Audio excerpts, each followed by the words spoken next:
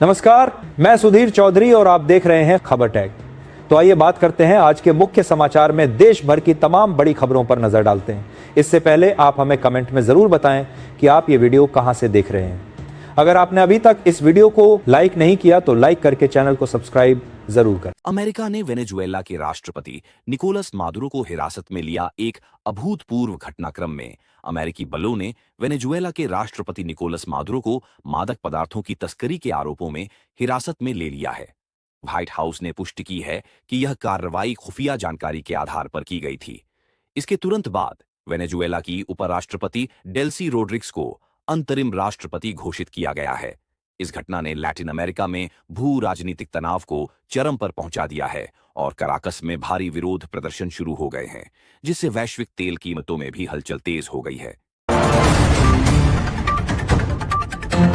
मिस्र और कतर के बीच ऐतिहासिक एलएनजी समझौता। मध्य पूर्व में ऊर्जा सहयोग को बढ़ावा देते हुए मिस्र और कतर ने आज तरलीकृत प्राकृतिक गैस एलएनजी की बिक्री और आयात सहयोग को बढ़ाने के लिए एक महत्वपूर्ण समझौता ज्ञापन एमओयू पर हस्ताक्षर किए। काहिरा में हुए इस समझौते का उद्देश्य मिस्र की बढ़ती ऊर्जा जरूरतों को पूरा करना और कतर के निर्यात बाजार का विस्तार करना है।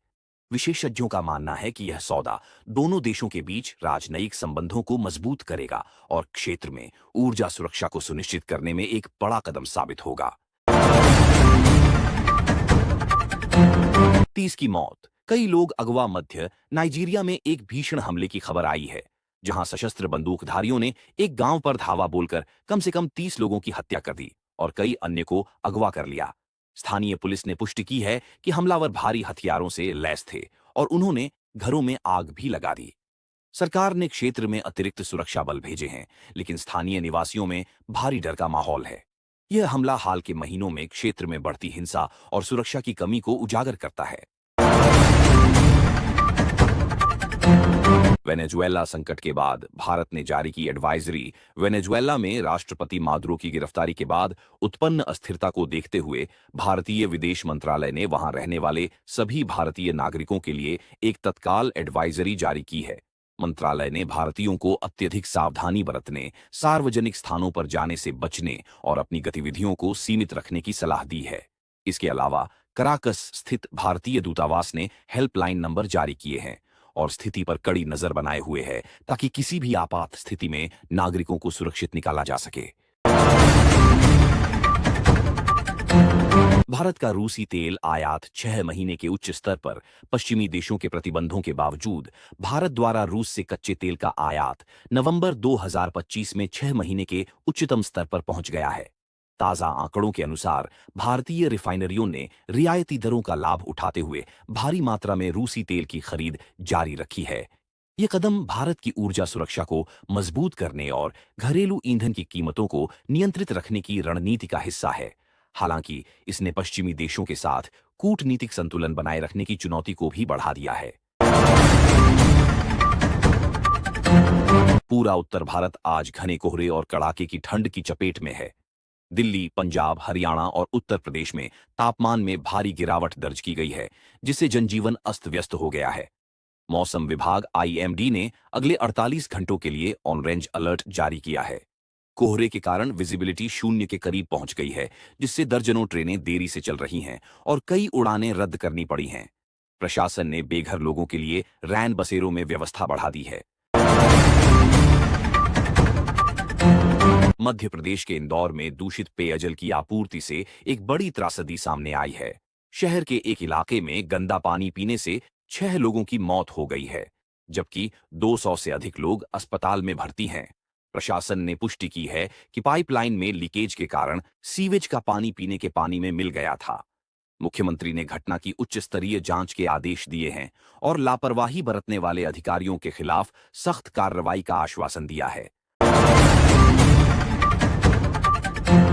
छत्तीसगढ़ के बस्तर क्षेत्र में सुरक्षा बलों ने एक बड़ी सफलता हासिल की है। आज सुबह हुई एक भीषण मुठभेड़ में सुरक्षा बलों ने 14 नक्सलियों को मार गिराया।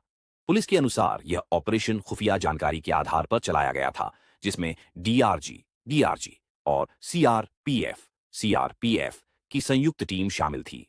मौके से भारी मात्रा में हथियार और गोला बारूद बरामद किया गया है। गृह मंत्री ने सुरक्षा बलों की इस कार्रवाई की सराहना की है और इसे नक्सलवाद के खिलाफ लड़ाई में एक महत्वपूर्ण जीत बताया है।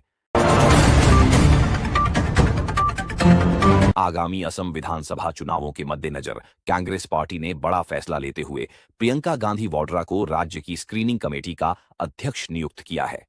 यह कदम पार्टी द्वारा असम में अपनी खोई हुई जमीन वापस पाने और संगठन को मजबूत करने की रणनीति का हिस्सा माना जा रहा है। प्रियंका गांधी जल्द ही राज्य का दौरा करेंगी और उम्मीदवारों के चयन की प्रक्रिया शुरू करेंगी।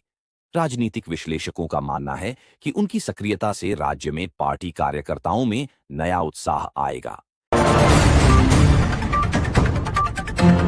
केंद्रीय गृह मंत्री अमित शाह आज तमिलनाडु के दौरे पर हैं, जहां उन्होंने पुदुक्कोट्टई में एक विशाल रैली को संबोधित किया। शाह ने राज्य में आगामी 2026 विधानसभा चुनावों के लिए भाजपा की तैयारियों की समीक्षा की और पार्टी कार्यकर्ताओं को बूथ स्तर पर संगठन मजबूत करने का मंत्र दिया।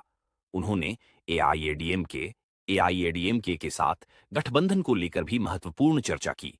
शाह ने राज्य सरकार पर भ्रष्टाचार का आरोप लगाते हुए कहा कि तमिलनाडु की जनता अब बदलाव चाहती है और भाजपा एक मजबूत विकल्प बनकर उभरेगी।